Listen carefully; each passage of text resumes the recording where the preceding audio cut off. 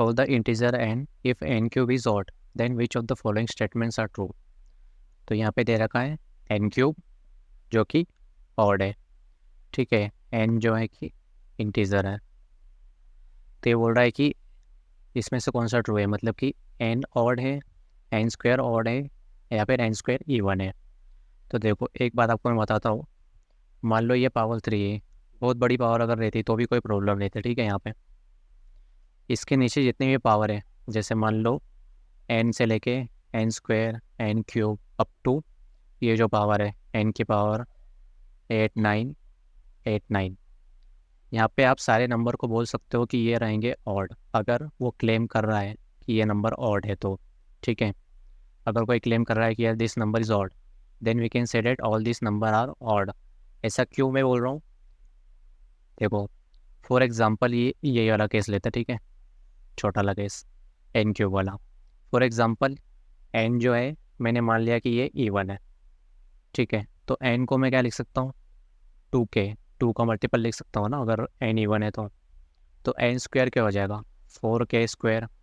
n cube क्या हो जाएगा, n cube will be 8k square, मतलब 8k क्यूब। मतलब एट दी एंड कहने का मतलब ये है कि अगर ये इवन नंबर है तो ये भी इवन नंबर हो ही जाएंगे, ठीक है, क्योंकि इनमें 2 का मल्टीपल आएगा ही आएगा ना। इसको आप क्या लिख सकते हो, 2p, एक नया वेरिएबल मान लिया मैंने, इसको क्या लिख सकते हो आप, 2h, कुछ भी मान लो, ठीक है। तो हमेशा 2 का मल्टीपल तो रहेगा ही रहेगा ना फ्यूचर में, जो भी ये इसके स्क्वायर या फिर कुछ भी पावर रहेगी, तो इसमें 2 मल्टीपल तो आना ही है।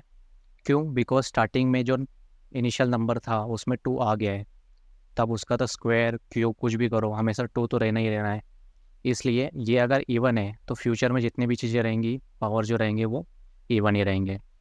इन केस ये बोल रहा है, ये क्लेम कर रहा है कि ये ऑड है, तो ये ऑड कौन से केस में हो सकता है, यहाँ पे क्या क्लेम किया जा रहा है कि this number is odd according to the question. तो ये इसको ऑड अगर होना है तो इसके जितने भी पीछे वाले नंबर है, जैसे n स्क्वायर हो गया फिर n हो गया, वो सबको भी ऑड होना ही पड़ेगा। आई बात समझ में, बिकॉज वो अगर इवन रहते, मान लो ये भी कि ये इवन रहता, तो इसके फ्यूचर वाले पार्टनर को भी इवन ही रहना ही पड़ेगा ना। लेकिन यहाँ पे कह रहे कि ये ऑड है, तो इसके जितने पिछले भी जितने भी नंबर्स हैं उन सबको ऑड रहना ही पड़ेगा, ठीक है। तो hence we can say that if this is odd that n square and n will be even number.